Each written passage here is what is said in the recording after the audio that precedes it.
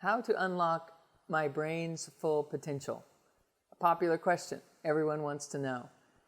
First, we have to recognize that there is a distinction between the brain and the mind, and a distinction between the brain and the mind and who we are. I'm Dr. Sue Morter from Morter Institute, bridging science, spirit, and human possibility.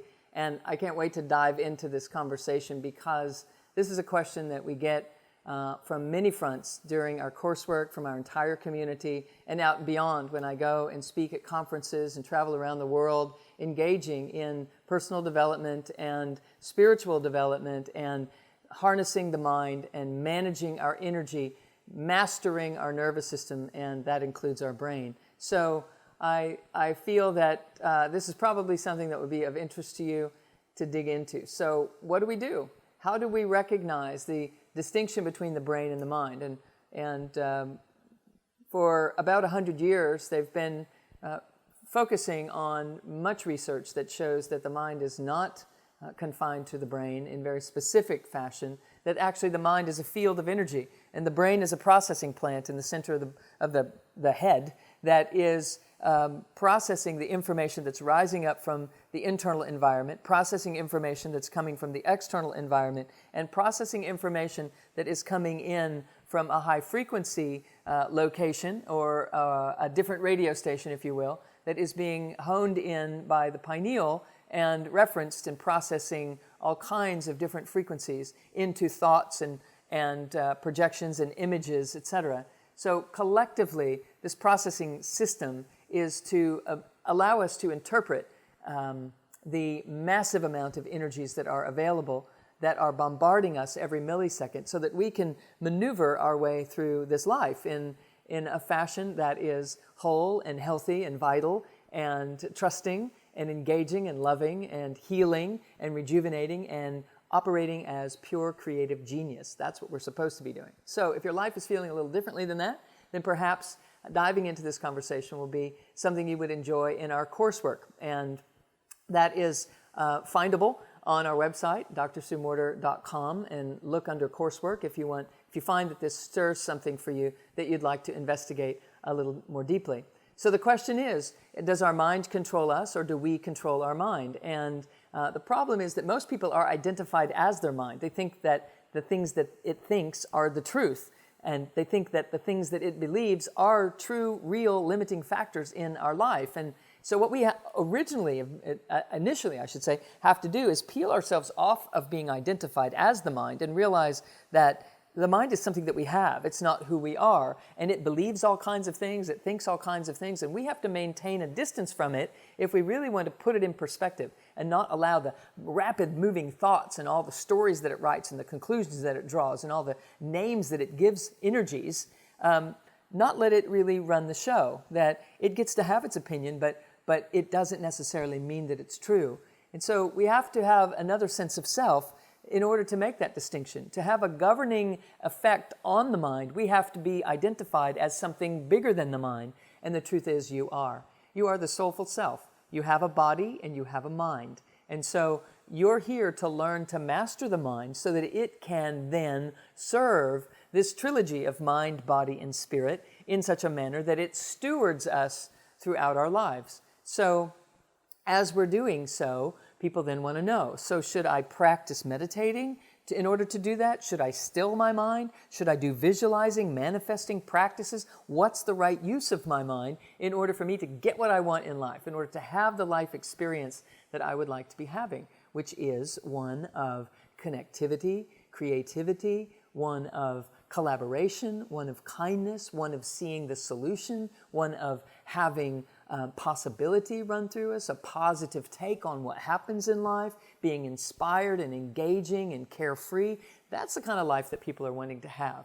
And when we are attached to the mind and thinking that we're stuck there, then we have to do some other things in order to unlock my brain's full potential and be able to open the gateways to the higher forms of living that we're interested in. And so the answer is yes to all of the above. You need to learn manifesting techniques. You need to learn to still the mind. You need to learn how to cultivate your observing mind and also to do visualizations. But if you always only ever do only one of those, you won't end up with the result that you're looking for. Because to truly unlock the brain and to utilize the parts of the brain that we think we're not using in the ways that we truly are using them in our multidimensionality, what happens is we have to cultivate the mind that can be still so that it can perceive the messages that are rising from deep in our core. We have to cultivate the mind that can visualize and be creative and directive of the energies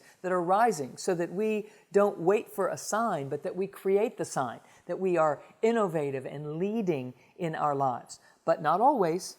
Always one of each of these things need to be in play so that we can know which one to do first. It's like when you're driving a specialized race car or even just a standard shift automobile of any sort, you have to know when to push on the gas, when to let off the gas, when to push on the clutch, when to shift the gear, then to let off the clutch and push on the brake, or push on the brake, push on the gas, and then use the brake when you need to. We need these elements to work in collaboration, and we have to be the operating one. So you do need to learn how to operate in the form of manifesting techniques with your mind and see and feel and sense what it is that you would love to be experiencing if you did manifest the things that you think you want.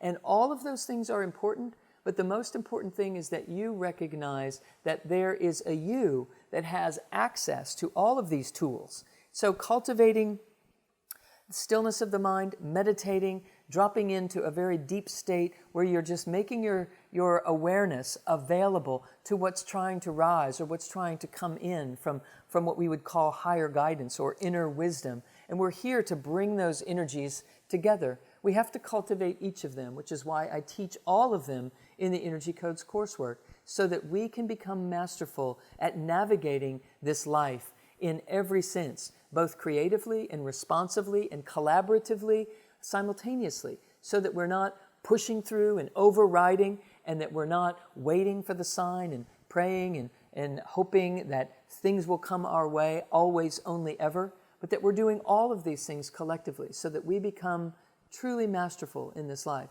By doing so, we start to unlock the patterns that have us stuck in the brain at the primitive brain level, and we start to open up those gateways, a trapdoor gateway that allows the conscious and the subconscious and the superconscious to have a collaborative relationship, so that messages of inner knowing and wisdom are rising and you're able to catch them and perceive them all the way up to your consciousness. And the higher self and your true soul purpose are able to drop into your awareness, and that can help collaborate and guide the decisions that you make, so that you're not always strategizing and analyzing and going through deductive reasoning just to come up with what your next step is going to be in life, but that you allow inspiration and motivation to move you and allow you to take action upon what you feel called to do in this world.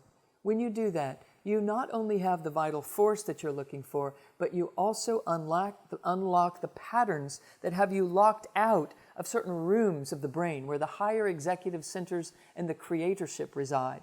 So in the coursework, I teach you how to do this in a method that allows you to stack it together and be operating in a manner that transcends your primitive brain and allows you to come up above this creative collaborative area called the Cave of Brahma in this ventricular system, up into the executive centers that allow you to generate new alpha thoughts, generate new projects, put together information for humanity that humanity has forgotten for eons, or simply do things like heal family relationships and have a better dinner conversation with your beloved across the table, and find an inspired way to be operating without the sense of survivorship leading the way. So there are many, many applications of all of this, and I look forward to sharing all of it with you at some point in the coursework.